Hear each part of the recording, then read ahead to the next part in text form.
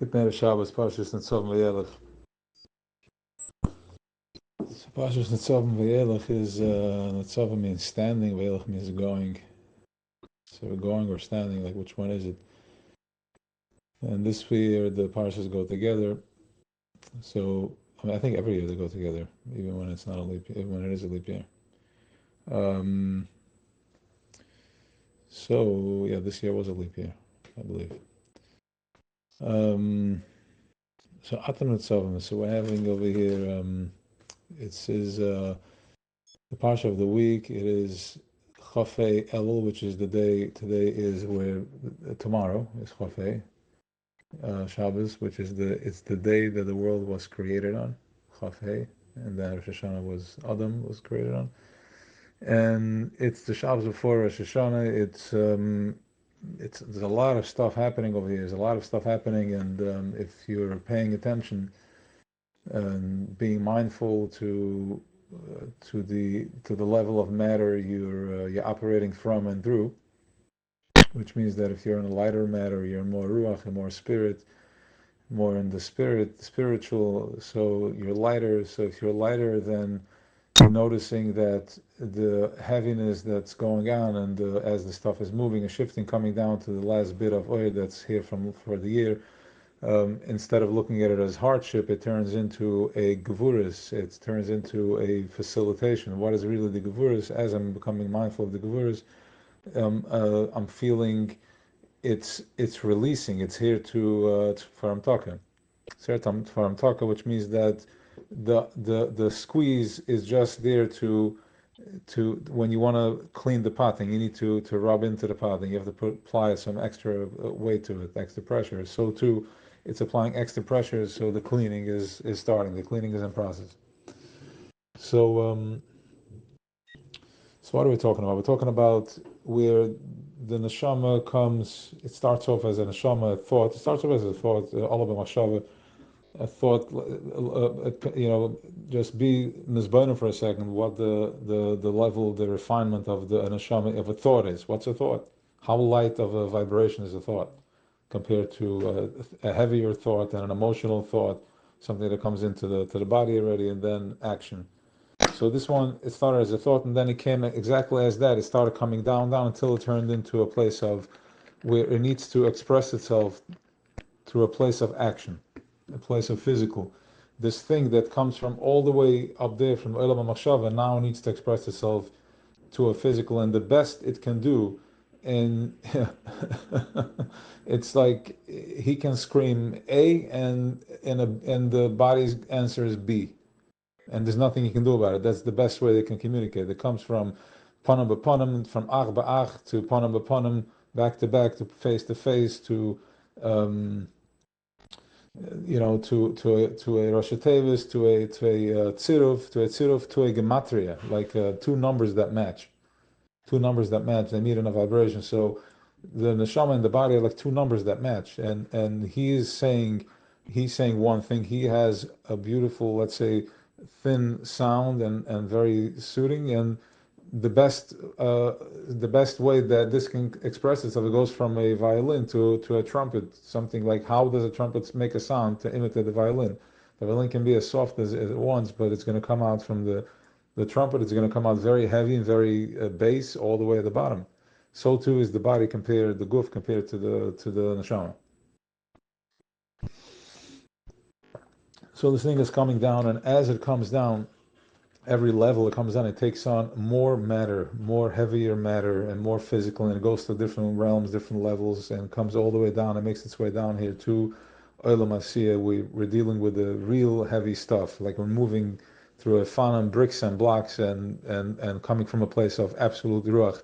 And as the neshama keeps pushing, because Rosh Hashanah is mechadash, the will for the king, and we say we're going to serve, we take on a new oath. So as it pushes, so too it's committed to pushing through the heaviness of Olam Asiyah, the heaviness of the illusion of where there is klippo that's denying that everything is one, that everything is Hashem, that is Hashem Echad Shema Echad, and that's the battle. So the more of a commitment we take on Rosh Hashanah, the more of a commitment comes at us, because Ruach Aiseh Ruach, which means that, as we know, that when there's the heavier squeeze, The more resistance means that there's more gevurus, means that you're cleaning the pot deeper. Only to, because you made a stronger commitment last year, so too it finishes off with a very strong resistance, because you're coming in committed to doing it, and therefore you're meeting that ultimate commitment that you committed to.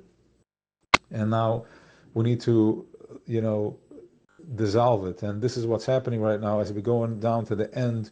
We're entering, this is Bekesel Yom Chagenu. This is the month that, so first of all, to recognize that to operate in this level, to, where we come from, where the Nishon comes from, and what we're dealing with, is really a miracle every single day when a person is able to put a smile on his face. It's a lot of heavy work, and that's what the Torah says this week. From the wood choppers to the warrior carriers, where is the wood chopper within each and every one of us? The artist, the one that just creates the art in Malchus, carves out the imagery of Hashem in Malchus, in the physical world. How are you carving out imagery? What does your life look like? What are your commitments? How are you how are you channeling through the neshama? How are you aligned with the voice of the neshama, of what the neshama wants? And it's not a time to be mizboiner right now. Am I connected to my neshama or not? Like, oh, I'm so far away from. I don't even know where my neshama is. It's not about that. It's about having going into to the machshava, going into understanding that Yidis Hamatzis, such a thing exists. Such a thing exists, and then we can go into internalizing it. But as we get to the end of the year, there isn't much moichin, because moichin is being removed from the moichin is being removed from zah. It's being removed from the midas.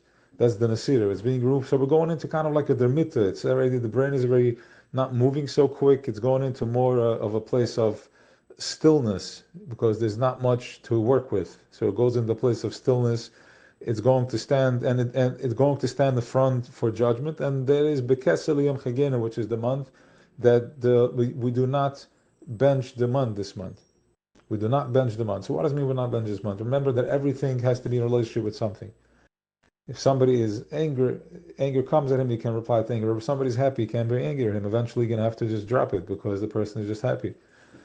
So we have the sun and the moon. The moon is just a reflection from the sun, and it keeps taking in from the sun, and therefore it develops a certain character. It takes on a certain role of how it operates based on where the koich is coming from, because it doesn't have his own light. He's basically just reflecting back, and he's constantly kind of like, kind of forced to surrender to that type of that tone. Okay, fine, a different Indian. But the vart is that we're going into, everything is so b'keselim chagani. So if a person goes into stillness, if a person goes into happiness, let's say, to be more clear, then the opposition also has to go into happiness, because you need to push. If I push, I have to be pushing up against something. So this month we're not benching the moon, we're not benching the Levana, because whatever we are holding on to, wherever we are in a relationship, we're forced to be in a relationship with, due to surrendering to the sun, or which means that whatever is happening in your life, whatever nadarim we took on, whatever resistance we have taken on, and we're in a relationship with, without even knowing that we are with some of these things in relationship with, just a part of us, it's a part of the makeup. So we're not blessing them out, we're going into absolute silence. Going into absolute silence, so therefore the resistance has to let go, the resistance has to melt away. Everything has to melt away, because we're going into choshech.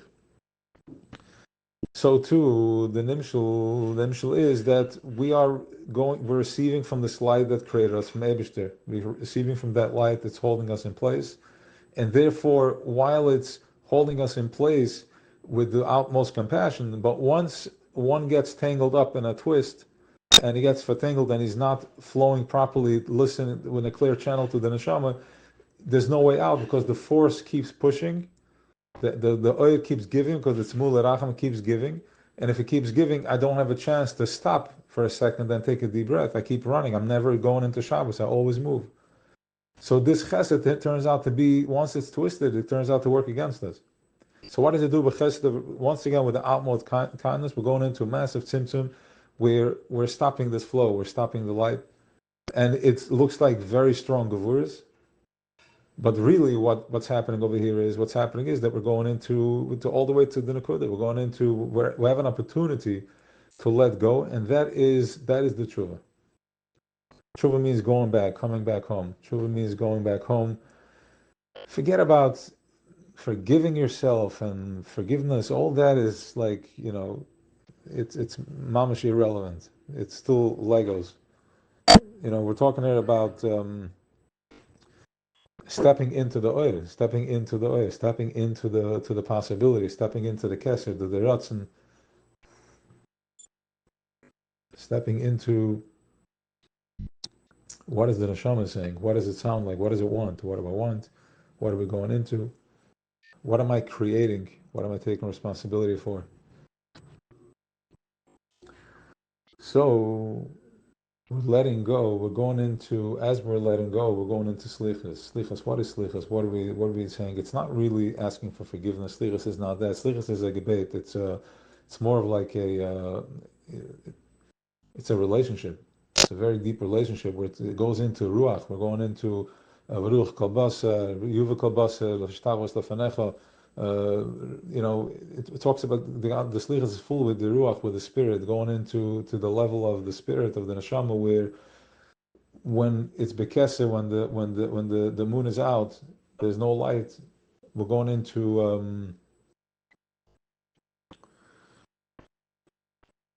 we have an opportunity to go into to the Ratzin, and to tap into how translucent it is, how much ruach it is, how soft it is. It's almost like a cloud that's like a dark, heavy cloud that's just removing itself, opening up and clearing away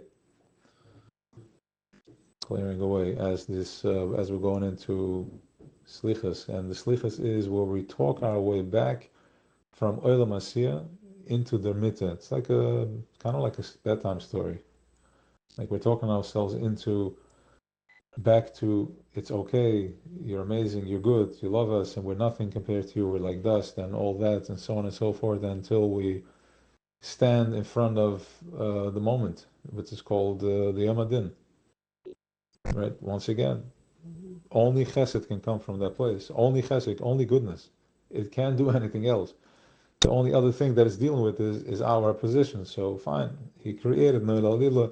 That's exactly the point of Chayel, Noira Lila B'nai Adam, which is at the end of the day, you know that you created the system, and you created that we should fail. You created that was part of part of the spiel, part of the program. So why am I really feeling? Why am I really feeling sorry? On the contrary, what am I? It's at the end of the day, we're dealing with the neshama. The neshama is there. The neshama is good. So when you're going deep inside, when you let go, if you don't have the resistance that was created, then we would be fine.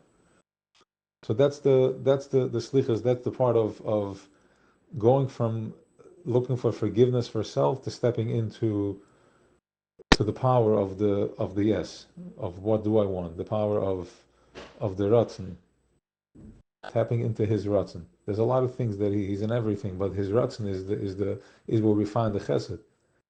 His ratzon where we find the will. The will is that to have a world, and we tap into the chesed. So we're not tapped into all the other channels that are distorted. We're going from a gematria to a tziruf, and from a tziruf to Yitke Vavke, going into the Keser. Alright, Chavra. So Shabbos and Baruch Tzilim, setting away creating the space, and Slichas, after they going into Slichas. And Chote Vatzecha Atshev Mamecha. It's how do you want to paint your picture? And if you're not a good painter, then the picture is not going to be so nice, but that's okay. So you can learn how to paint. That's what we're doing. That's what the Torah is teaching us, how to paint, how to create this space. Okay, fine. I think we should have an awesome Shabbos. And what else didn't I say? Okay, I don't know. I think I said pretty much the point was made. All right, good Shabbos.